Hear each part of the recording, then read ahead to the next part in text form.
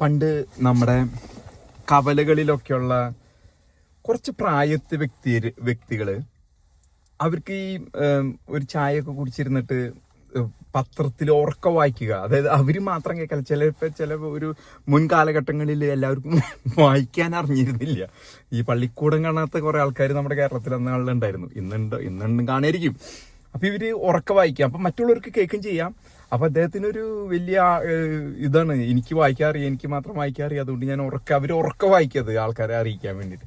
അങ്ങനെ ഒരു കാരണവരിരുന്ന് വായിക്കാണ്, കേന്ദ്രമന്ത്രി ചാവാൻ കേരളത്തിലേക്ക്.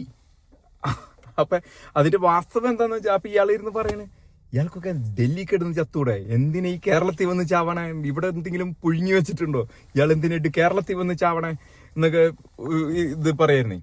അപ്പൊ അതിന്റെ വാസ്തവമായ അത് യാഥാർത്ഥ്യത്തിലുള്ള ഒരു വാർത്തയാണ്. കാരണം കേന്ദ്രമന്ത്രി SP ചവാൻ എന്നും പറഞ്ഞിട്ട് ഒരു കേന്ദ്രമന്ത്രി ഉണ്ടായിരുന്നു കോൺഗ്രസില്, മഹാരാഷ്ട്രയിൽ നിന്ന്. അപ്പൊ അയാളാണ് കേരളത്തിൽ വരുന്നത് എഴുതിയത്, ഏതൊരു പത്രം എഴുതിയത്, കേന്ദ്രമന്ത്രി ചാവാൻ കേരളത്തിലേക്കുന്ന്, ചാവാൻ കേരളത്തിലേക്കുന്നാണ് ഇത് ഞാനിപ്പോ പറയേണ്ട സാഹചര്യം എന്ന് പറഞ്ഞു കഴിഞ്ഞാല്, ഇന്നലെ ബീഹാർ ഇലക്ഷൻ കഴിഞ്ഞതിന് ശേഷം കേരളത്തിലെ കോൺഗ്രസില് ഡൽഹിയില് കസേരകൾ നോക്കിയിരുന്ന ചിലർക്കൊക്കെ കേരളത്തിലേക്ക് വരണമെന്നൊരു മോഹം ഉണ്ട് എന്ന് എന്നോട് ചില വ്യക്തികൾ പറഞ്ഞുണ്ടായി. അത് അവിടുന്ന് ഇവിടുന്നൊക്കെ ബിറ്റ്സ് ആൻഡ് പീസസ് നമുക്ക് കിട്ടുന്നതാണ്. അപ്പൊ അവര് പയ്യെ അവിടുത്തെ ഈ ഇതൊക്കെ മടക്കി കെട്ടും പടക്കം മടക്കി പയ്യെ ഇങ്ങോട്ട് മാറണം. കാരണം 5-6 മാസത്തിൽ ഇപ്പൊ ഇത് മറ്റേ ചെറിയ ഇലക്ഷൻ കഴിഞ്ഞ് കഴിഞ്ഞാൽ മറ്റേ 5-6 മാസത്തിൽ നിയമസഭ ഇലക്ഷൻ വരുന്നുണ്ട്. അപ്പൊ ഇനി അവിടെ നിന്നിട്ട് കാര്യമില്ല. തന്നെയല്ല, ഈ സൈന്യാധിപനായ അവരുടെ നേതാവ് ശ്രീമാൻ രാഹുൽ ഗാന്ധി ഇത് കഴിഞ്ഞപ്പോ തന്നെ ആള് പട്ടായക്ക് പോയി. അദ്ദേഹത്തിന്റെ എല്ലാം ഇരിക്കുന്നത് പട്ടായയിലാണ്. അപ്പൊ അദ്ദേഹം പട്ടായയിലേക്കും പോയി. ഇവന്മാരൊക്കെ പയ്യെ ഡൽഹിയിൽ നിന്ന് ഇങ്ങോട്ട് കെട്ടും പടക്കമൊക്കെ എടുത്തിട്ട് ഇങ്ങോട്ട് വരാനുള്ള പരിപാടിയാണ്. അപ്പൊ ഇതില് പ്രമുഖനായ ഈ KC വേണുഗോപാൽ, ആണ് ഇന്ന് ഇന്ത്യൻ രാഷ്ട്രീയത്തിന്റെ പ്രതിപക്ഷത്തിന്റെ നെടുന്തൂൺ എന്ന് പറയുന്ന KC വേണുഗോപാല് മുമ്പിൽ നിൽക്കുന്നു.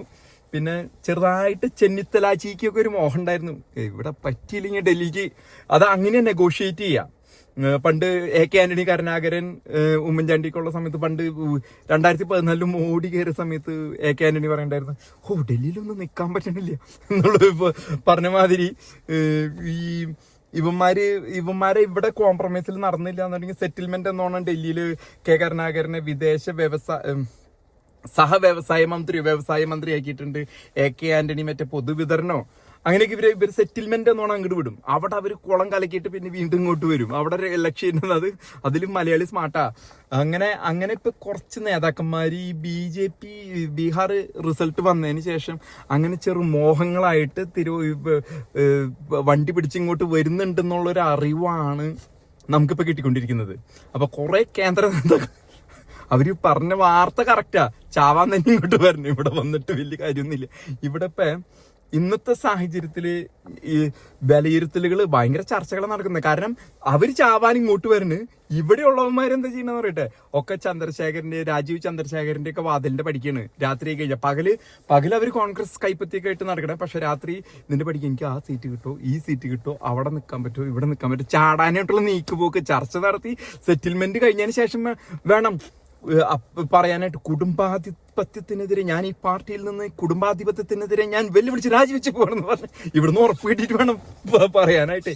അതിന് വേണ്ടിയിട്ട് ചുറ്റിക്കറങ്ങി നടക്കുന്നവന്മാരുണ്ട് ഇവിടെയുള്ളവന്മാര്. അവിടെയുള്ളവന്മാര് ഇവിടെ എന്തെങ്കിലും ഉണ്ടാക്കാൻ പറ്റുമെന്ന് വെച്ചിട്ടാണ് ഇങ്ങോട്ട് വണ്ടി കയറി വരണേ. കാരണം ബീഹാറോടുകൂടി താമരകളാണ്. ഇപ്പൊ ഓരോ സംസ്ഥാനം എടുത്ത് നോക്കുമ്പോഴും താമരകൾ അവിടെ കാണുന്നത്. വേറെ ഒരു ചിഹ്നം അവിടെ വരാനുള്ള സാധ്യത അവർക്ക് ഇല്ല. ഡൽഹിയിൽ നിന്നിട്ട് കാര്യമില്ല എന്നുള്ളത് മനസ്സിലായി.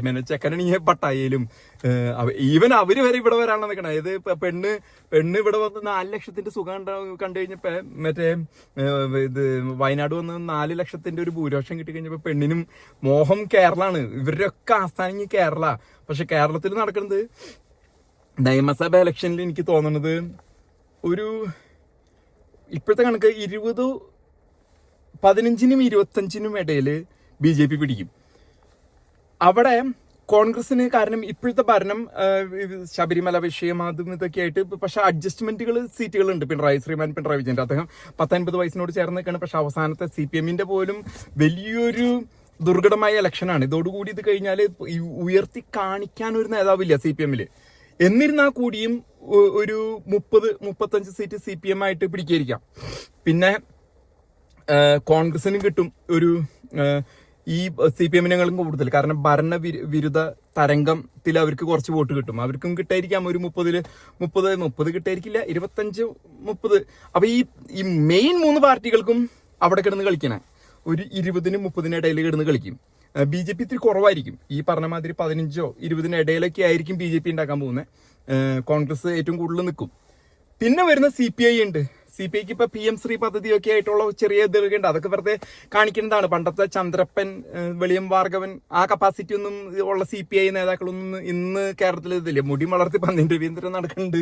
പിന്നെ ബിനോയ് വിശ്വക്ക് അഡ്ജസ്റ്റ്മെന്റിൽ പിണറായി ഇവിടെ ഒരു കമോൺ റാ എന്ന് പറഞ്ഞ് എത്തുന്നതേ ഉള്ളൂ ബിനോയ് വിശ്വം. എതിർത്ത് നിൽക്കാനുള്ള കഴിവില്ല. ലീഗ് ഒരു 20 സീറ്റ് നേടും.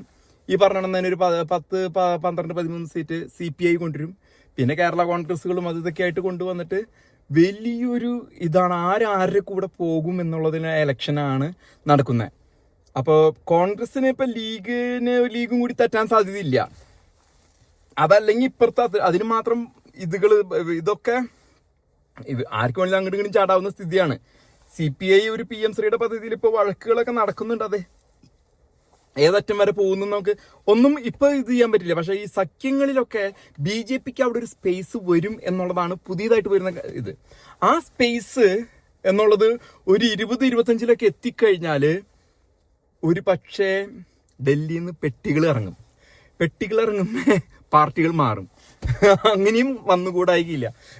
ഡൽഹിയിൽ നിന്ന് ചില പുത്തൻ നല്ല ഉണക്കാനിട്ട പ്രിന്റ് ചെയ്ത നോട്ടുകൾ ആര് കൊണ്ടുവരും? മറ്റൊരു ചെക്കൻ്റെ ഇല്ല, ചെക്കൻ പട്ടായ പോയി മൊത്തം അവസാനിപ്പിച്ചായിരുന്നു.